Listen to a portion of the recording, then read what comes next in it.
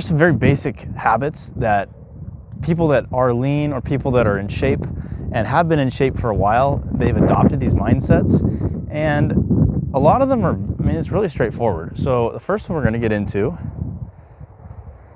is healthy foods. So we want to adapt the habit of just eating healthy normally, and that doesn't mean that, you know, all we're doing is, oh no, we're eating a salad every day, or, you know, maybe all I'm doing is eating some sort of like keto or carnivore diet. No, we're not doing any of that crap. It's as simple as just eating whole foods.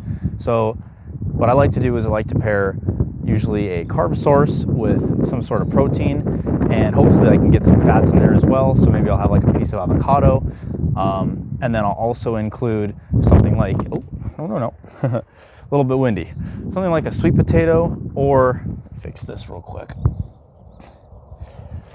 Sweet potatoes are a great source of carbs, or potatoes are a great source of carbs. If you want to add more volume, you can add more leafy vegetables, just other stuff like that.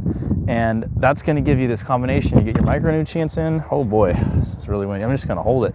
You'll get your micronutrients in, and you'll also get your, your big macronutrients, your proteins, your fats, and your carbs. So eating healthy sustainably, I think, needs to be added as well. It's obviously not just enough to eat only healthy foods, but as long as you are consistently eating the healthy foods, then you're going to be good to go. So that's number one.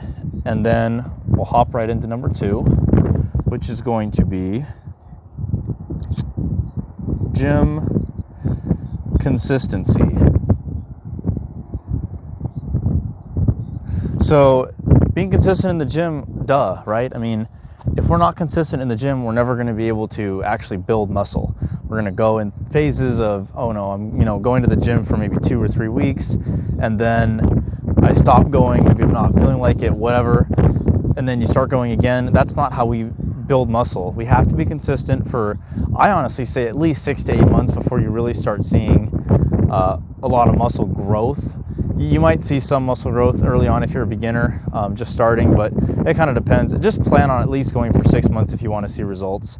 That's kind of like the minimum baseline. And then obviously you want to continue to go if you want to keep seeing more and more of those results. So I feel like this was really straightforward. There's not a whole lot to going to the gym. You just go.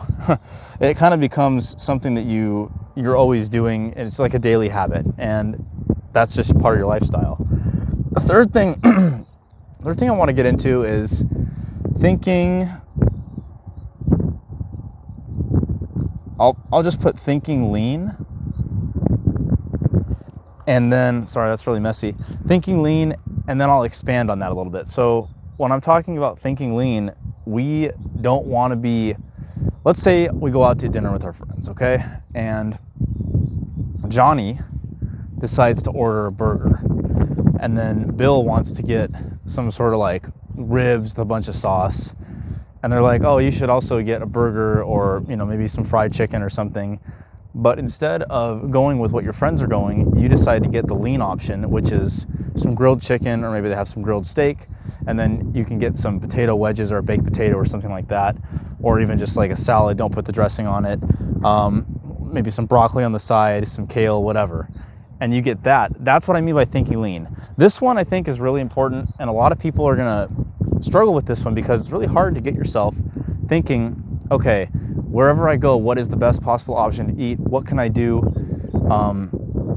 What's going to best with my macros? And that's kind of how you have to be thinking if you're serious about this. If you're not serious, then who cares? Eat the food. You're probably not going to see great results.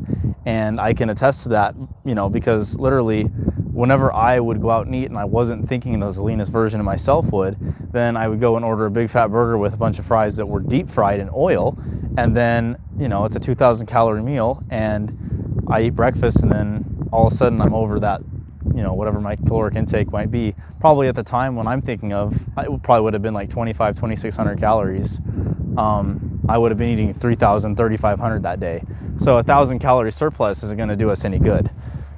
But yeah, just especially restaurants, whenever you cook for yourself too, make sure you're thinking lean. You don't want to be thinking in terms of like, oh, what's going to taste good. Don't eat for taste, eat for nutrition and what fuels your body. Moving on to point number 4, we're going to talk about sleep a little bit. And you might say, oh, Gabe, that's not that important. Who cares if I really get all 8 hours of sleep? It actually is that important, because when you're asleep, that's when your body is making the most muscle. So if you're not sleeping very well, then your body's not going to be able to actually, rebuild the muscle that you've broken down in the workout. So make sure you're getting at least 6 hours, guys. I mean, it really should be going 8, 9 hours, hopefully, but at least 6 hours. I'm guilty of this one too. It's hard for me to get good sleep for whatever reason nowadays, but I do my best to try and hit at least that 6 hour limit. If you're only getting like 2-3 hours of sleep, you're really going to struggle building muscle. It's going to be tough, and you're going to hold on to fat a little bit more. You're also just going to feel terrible. So definitely make sure you get your sleep in. And then, I don't know if I can write this. I missed.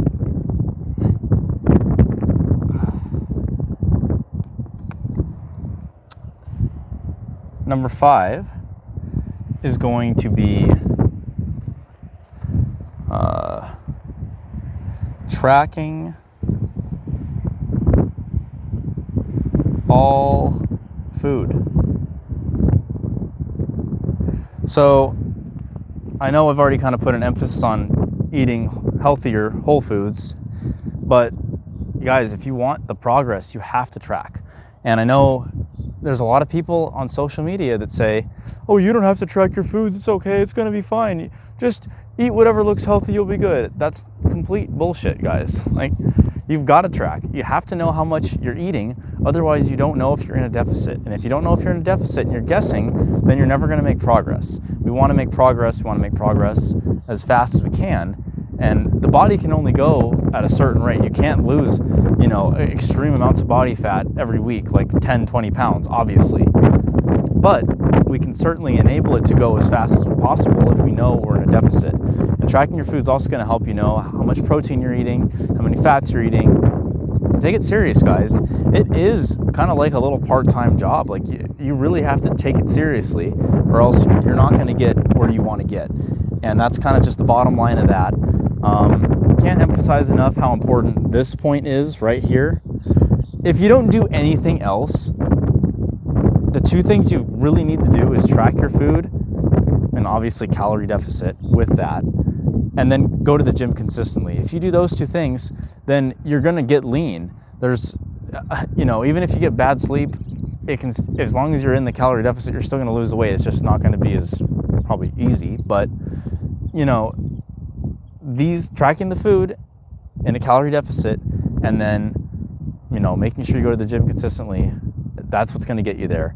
And obviously eat the whole foods. I mean, they're all important, but I feel like this one stands out to me as, like, if you don't do this, there's no way you're getting lean. Like, the other ones, you might be able to not do them and still get lean. But that's kind of my 5 habits that I think really help people get lean. And if you guys have other ones in the comments, just drop them and let me know, and we'll see you guys in the next one.